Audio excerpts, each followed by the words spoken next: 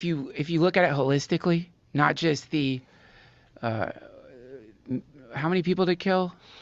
They don't know because that Dr. Lena Wen, that lady, this is a very controversial thing she did recently. She went on CNN, they were talking about it, and she said they overestimated the amount of death of COVID substantially.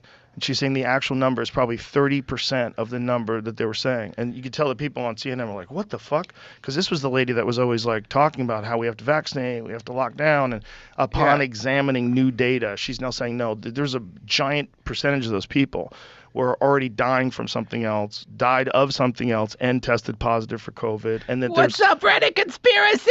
yeah, Reddit conspiracy. You should go on there sometime, dude. They are fucking still celebrating because, like, it's like every week Yeah. something they were saying comes out, mainstream media, not from somebody who is not trusted, but someone like that. Right. Someone in the CDC comes out and says, actually, we were wrong, which is, I mean, I guess that's great, right? Did you see the guy that's came out and discussed gain of function research?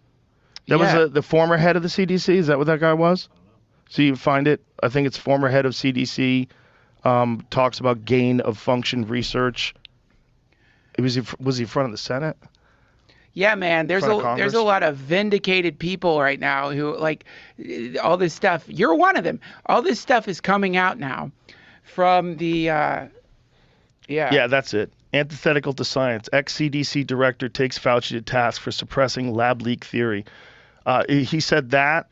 He took him to task for that, but then also said that what they were doing was absolutely gain of function research, and he explained it why.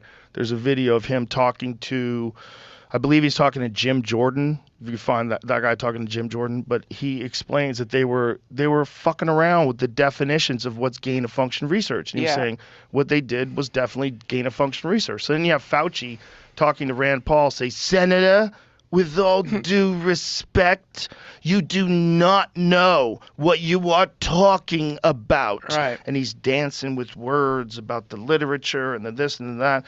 But what Rand Paul keeps throwing at him is like, you altered these viruses to make them infect people, right? Didn't you do that?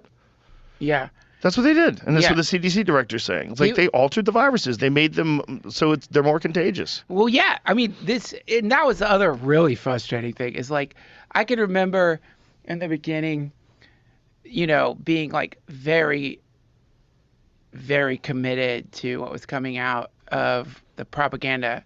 Like, I was scared. I was like frustrated with my conspiracy brothers and sisters because I'm like, no, man, come on, this is important. And I can remember, being in that. I know the state of consciousness because we all had. I mean, and you should, initially, like, what the fuck? Have you not seen Contagion?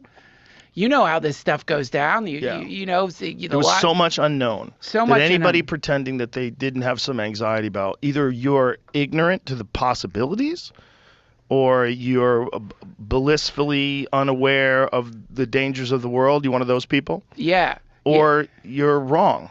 Because, like, it could be horrible. Like, anytime a pandemic happens, it could be horrible. Could be we horrible. got pretty lucky with this one that sucks, but not nearly as bad as, like, the plague. Especially because it was apparently released by a fucking necromancer. I mean, like when you hear this shit and it's like, wait, okay, so the COVID came out of Wuhan. And I remember the first time I found out about the Wuhan Institute of Virology, because at first you didn't even know that existed. Then all of a sudden it's like, it does so happen that there is a place called the Wuhan Institute of Virology, very close to where we say it originated from.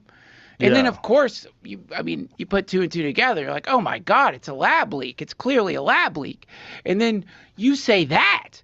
That was where the pushback started freaking me out. Because it's like, wait, I can understand right now. We don't know what this disease is. We don't know. Maybe, I don't know, do masks work? Oh, fuck it. I don't want to die. I'll put on a fucking mask. What do you want? You want to peg me if it'll keep COVID away? Go ahead. I don't know. I don't want to suffocate. I don't want to get Right. intubated. Go ahead and peg me. Oh, it doesn't work. Peg me. But then suddenly the pushback to just basic, like, probably that. I mean, probably, right? Even like Jon Stewart. Remember when Jon Stewart goes on Colbert? He's like, Wuhan. It's the Wuhan Institute of. Come on, man.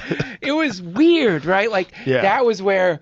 Well, it became connected to Trump. That was part of the problem. Oh, was it the China virus? China virus. China virus. Yeah, it became connected to him, and if it was no one's fault, it was just some sort of a natural spillover, then everybody's okay. But what's crazy is when now these Fauci emails have come out where they now know that he commissioned a paper on dismissing the lab leak theory. That this was after they had internal discussions about whether or not they were responsible for this and whether or not the Wuhan virology lab was doing gain of function research. So they're debating this in internal emails, and then he commissions a paper to try to dismiss the lab leak theory. So he gets these scientists to go aboard with it. Even ones, this people have fucking stepped in line in this narrative. People that initially were suspicious that it was a lab leak theory were initially contacted or somehow or another threatened or shamed or just be worried about the reputation because it was just too crazy to say it was a lab leak theory because then you're connected to Trump, or then you're connected to racism, then you're connected to all sorts of horrible things. Yeah. So just go along with the spillover. It's possible it's a spillover. Most of these are spillovers. Let's say it's a spillover. So you go, look, it's easier for my career, my life, and my fucking sanity. The whole world wants to hear spillover. Let's just say spillover. You don't want to stick your neck out and say lab leak. A lot of people stuck their neck out and they got jabbed. They got stabbed. And I mean, people were very upset with people that didn't follow the express narrative as everybody was supposed to say. And then over time, it started to shift.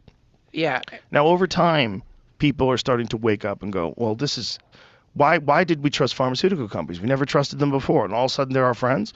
That's a crazy idea.